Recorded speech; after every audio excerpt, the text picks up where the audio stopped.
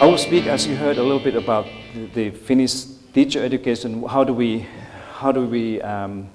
see teachers and prepare them in Finland? We have 3,500 schools, about 60,000 teachers in our basic and secondary school system. We spend a little bit less than the OECD countries on average in education. I think Argentina spends about 6% of the GDP.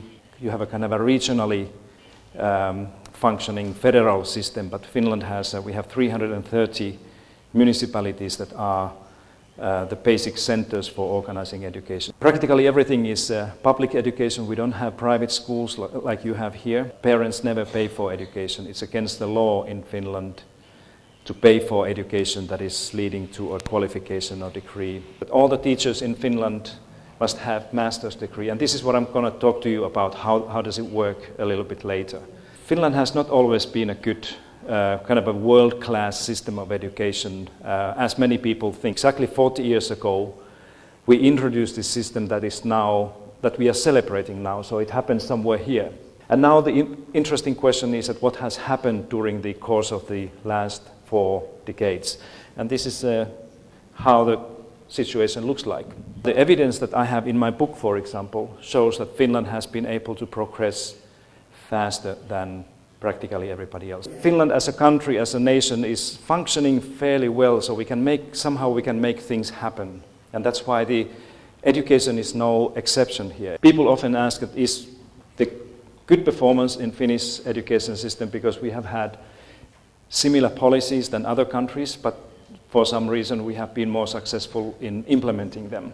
Finland is where it is right now because we have had very different policies and very different way of implementing this, including our policies regarding teachers. If there's any one single idea that I want you to take with you from here, it is that Finland has not followed the model of England and America, or Germany or France or any other country.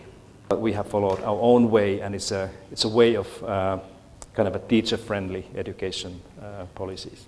Okay, so let me tell you very quickly about 3 things that are directly influencing how teachers experience their work in a school and also influence in how they are educated.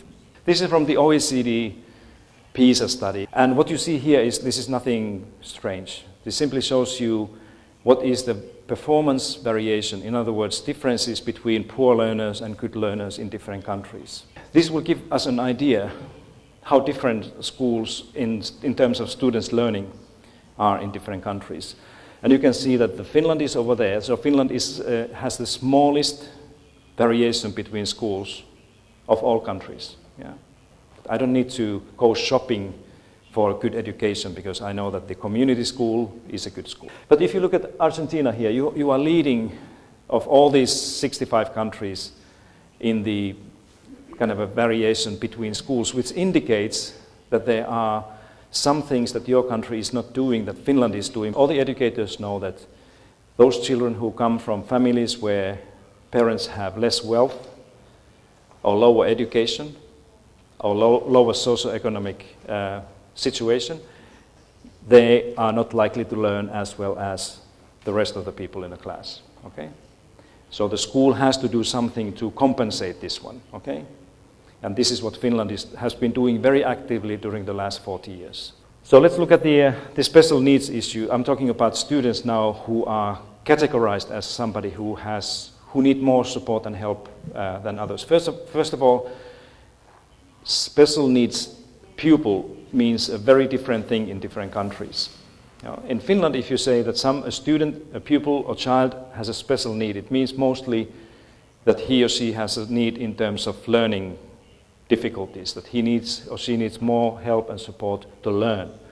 This is how the proportion, the number of those children who have special needs, whether learning difficulties or other disabilities, changes during the course of the school years. In most countries, probably in Argentina as well, the number of those children will increase, the older they get in a class, in the school. Okay? And this indicates that the system is not prepared to help and make sure that kids receive support.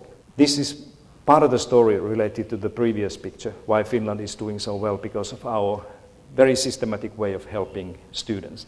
And this is something that is every teacher's responsibility. So teacher education, when I went to teacher education, I was teaching mathematics and physics.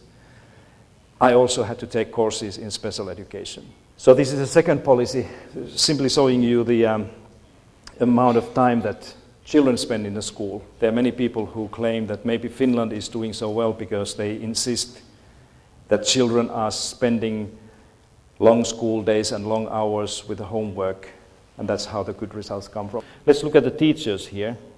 So you can see the similar situation with how much teachers spend time in the classroom. In Finland, teachers are typically teaching much less than they are in the countries here. I don't know any lawyer, and I don't know too many lawyers anyway, but none of the lawyers I know work 100% of their time in a courtroom. Now we are coming to the teacher education issue, because this is my sister's sweet daughter called Vera. About 7 years ago, springtime, she called me and said that, "Uncle, I have decided to become a primary school teacher and apply to the university where I used to teach before." 3 months later, she called me and she was in tears and said that I was rejected. So I said, "Tell me what happened." So what was the most difficult question in the interview that they asked you? And she said to me that probably the question that one professor asked me that, "Why did you come here?" And she said that, it was a kind of a surprising question. So I said that my uncle is a teacher. And then the panel was quiet and they said that, "Is there anything you would like to say more about this?" And I said, "What did you say?" And Vera said that, "I love children," which is a wrong answer. She was not able to explain her deep commitment to this profession that is so highly regarded in Finnish society. Because in these teacher training programs, they want to have not only smart people who have been good in school and are strong in academic and social things, but they particularly look for people who can explain the deep moral commitment to teaching. But in my university only, we had about 2,000 applicants last spring, and we are selecting 120 out of those 2,000. Yeah? So there are 120 teachers here. Every single one of them has a deep commitment and dedication to serve as teachers for their lives. One of my messages here this afternoon is that Finland doesn't necessarily have an exceptional teacher education program, but we have very exceptional students that we are able to select there. There are many things in the conditions that we provide. Remember the pictures before, that we are not insisting that teachers have to work from morning until the evening in a classroom. We are not using standardized tests to say which teachers are good and which teachers are bad. We don't have an inspection of schools where the inspector will go to school and say that you're a bad teacher and you're a good teacher. We are asking teachers to do most of these things themselves. And that's why Vera and many others think that this is what I want to do. I want to be independent, autonomous professional in a school. So this is how the system looks like. I'm not going to go in all of these details, but what is important here is that we have 8 universities in Finland that are all providing a similar program. So we don't have training providers like you have here, 1,300 different institutions providing teacher education, all right? We have 8. And you have probably 1,300 different programs, we have 1. That we have about 10% of the entire master's degree time is a practical training. So that's what the students will do in a teacher training or field school. This is how teachers are paid in different countries. But if you look at Finland, and you have to remember that in Finland we are comparing master's degree holders who are teachers to master's degree holders who may be something else. And teachers are paid very close to what you would earn if you had a master's degree in some other field. And this is how the teacher's salary changes during the course of their career. This is the start salary, this green one, on average. This is a middle career, and this is the end career salary. So you can compare Finland to the OECD on average, and then the United States, and you will see that Finland is treating their teachers in a way where we have much more progress in terms of your earnings. Professional development is very important. Often people ask that how are teachers taken care of after they have graduated and they go and work in a school. And if you look at the professional development systems around the world, they are very different. In Finland, the situation is that we have 3 very important functions in a school that are directly linked to the further training that they get. One is that all the schools in Finland have their own curriculum in the school.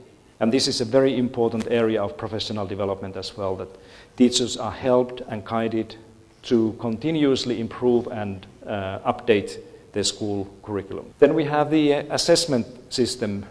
Remember, we don't have standardized national assessments until the end of the upper secondary school. So evaluation of students' learning is a very important part of the package. That's why the professional development is very much focusing on how the school can evaluate and assess what they do. And then the third one is the school improvement. The teachers are also responsible for improving their own school continuously with the principal.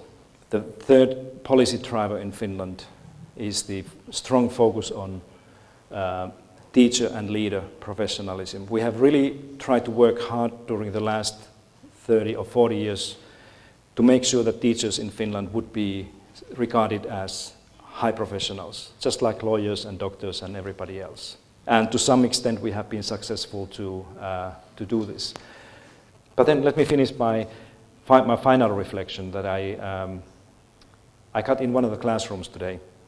I went to a classroom, a middle school kids. They were probably about 13 years of age. Among other things, I asked that, how many of you are planning to become a teacher? What do you think, how many of them? 0. Parents are not sending their kids to this school to become teachers. They want to be lawyers and doctors and business people. Yeah? And this is the challenge. How can we create schools where the situation would not be this? And what should we do with the parents in this country and many others to make sure that teaching would also be seen as something worth considering?